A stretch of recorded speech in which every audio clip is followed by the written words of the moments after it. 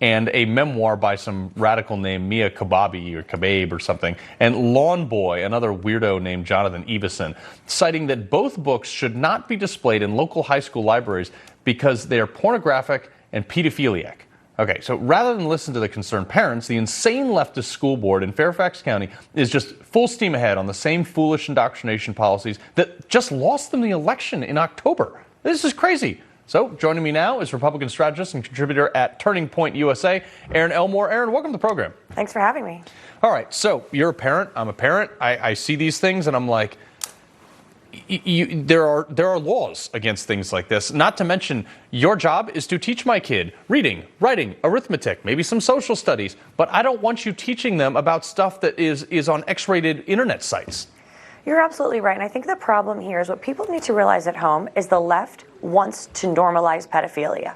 They want it to be a normal part of our society and our culture. And parents like us, and by the way, on the right, we are winning the culture war. It's that small 10% that has the loudest voice, and we have to work to change that every day by running for school board and being involved in city council and playing an active role in parenting every single day. We have to read and look at these books that our children are reading. We have to do our homework with the children so it does become a collective our homework. This is absolutely sick, and our children deserve to be children, not have a leftist sexualized agenda pushed upon them. You know, it's interesting. You talk about parents having an active role, and that's what COVID really did. Like, liberals, drummed up these massive lockdowns and all this stuff, which created the more engaged parents like me, who are now apparently a domestic terrorist, according to this administration.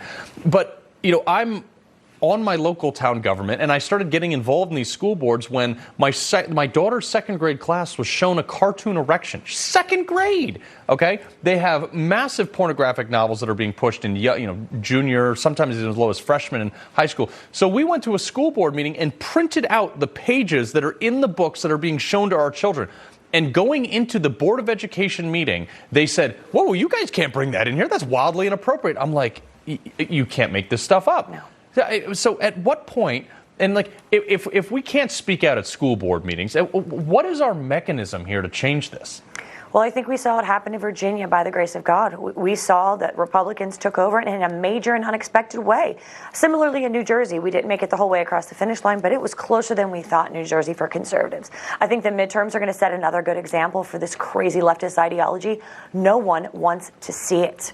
You are harming our children. You are normalizing crime. You are normalizing pedophilia. Our children missed a year of school in many instances. They are behind on science and reading and mathematics, yet you're pushing a sexualized agenda. It's enough. And like I said, we have to be active parents. Yeah. There is no more passive parenting anymore. You have to be involved in every single component of our children's life. Otherwise, these leftists will take over because the loudest voices tend to win, and we have to start speaking up as conservatives. We've been afraid for a long time because we're called racist or Nazis or some horrible tropes. But I think now we're realizing, you know what, our voice is important and we have to speak up as well. You're absolutely right. And the new thing is that, I don't know if you just saw this, but the math is racist now. And it's not. Math is not racist. And if you teach my kids that 2 + 2 is anything but 4, and they listen, and they go to work for NASA and they think that 2 + 2 = 5, they're going to miss the planet they're aiming at. This is just beyond garbage. Now, BLM, okay, they've been no help to the social justice movement anyway. They think they are, but they tweeted earlier about Thanksgiving and said, "You're eating dry turkey and overcooked stuffing on stolen land." That's the official blue check mark, Black Lives Matter. Erin, I'm struggling to understand why they have taken this far left approach to just hate everything. They just ruin everything. Everything liberals touches gets worse. Why? I don't think they're that intelligent in terms of this. By the way, two things. BLM is a Delaware corporation. They are not an altruistic nonprofit out there helping the black community and infusing cash into the black community. They are enriching white politicians and themselves by buying mansions with Gates. Second of all, the best answer to that tweet that you show was from Seth Dillon of the Babylon Bee. And he said, so wait a minute. You care about theft now? We saw BLM burn down cities, break windows of stores that, by the way, were owned often by other minorities, take anything they could get their hands on in the name of reparations. So stop it with this now you care about theft. Yeah. Oh, it's only when it's committed by a leftist ideologue? Enough. Yeah, exactly.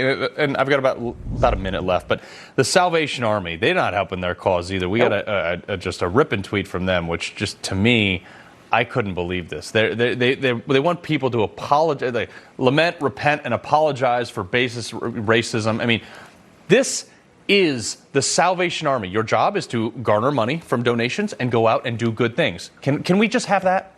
We would like that to be the case. I actually wrote an article for Turning Point USA on this today.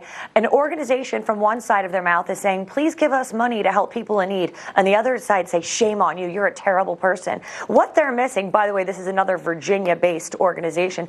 What they're missing is there are people that are hurting this holiday season. Mm-hmm. There are people that are struggling with addiction. There are people that are struggling to put food on the table. Would you rather chastise people for being racist when they're really not, or help people? You have to do a balancing act here. And I hate to say this, Salvation Army, get woke, go broke. Yeah, I mean, it is sad that we have to have this conversation. It's like every single organization should have learned this in the Colin Kaepernick thing, but, you know, I really struggle to see what has been made better from going woke and what has been made better by Democrats. But Erin Elmore, Turning Point USA, appreciate you joining us. Thank you for having me.